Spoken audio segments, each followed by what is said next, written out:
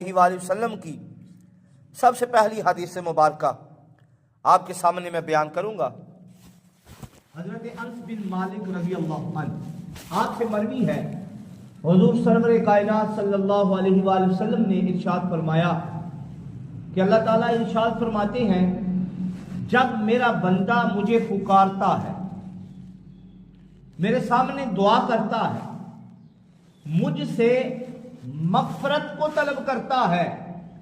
تو میں اس کی دعا کو سنتا بھی ہوں،